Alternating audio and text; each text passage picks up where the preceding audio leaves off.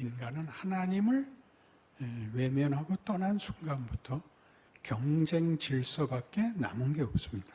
그러나 하나님이 하려고 했던 건 사랑의 교제입니다. 거기엔 폭력이 없다 이겁니다. 폭력이 없다는 것은 이 공포, 이 경쟁, 이 싸움이 없는 관계를 말합니다. 우리의 신앙마저도 그것이 윤리가 되고 그것이 명분이 될 때 공포가, 폭력이 있다는 거죠. 에베소 1장 3절에서 6절에 있는 내용은 영광의 찬송으로, 영광의 꽃으로 부르는 것은 예수 안에서라고. 매 절마다 그리스도 안에서, 그리고 사랑 안에서입니다. 세상이 뺏어가겠다고 하는 것들이 진정한 가치가 없다는 걸 배우는데 일생이 걸립니다.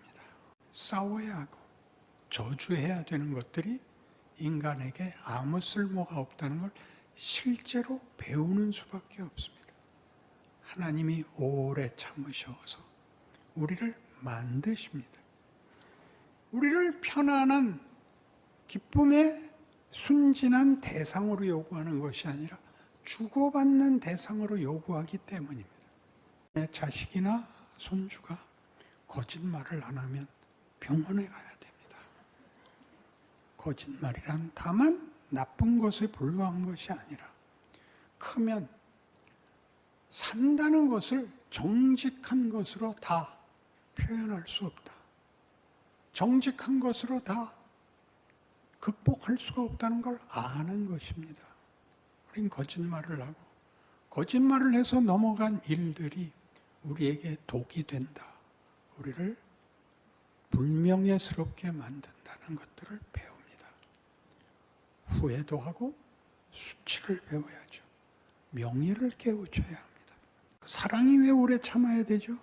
사랑은 혼자 하는 것이 아닙니다. 혼자 독점하는 것이 아니며 조작하는 것이 아닙니다. 상대가 사랑의 대상이 되는 지위에 올라와야 되기 때문에 기다려줘야 됩니다. 자기의 유익을 구하지 않으면 모든 것을 참고 견디고 바라고 믿습니다. 의지가 들어가 있죠. 사랑에는 의지가 들어가죠. 왜 우리한테 어려운 일이 생기느냐? 하나님을 믿고 따르겠다 그러는데도 왜 어려운 위협이 늘 있느냐?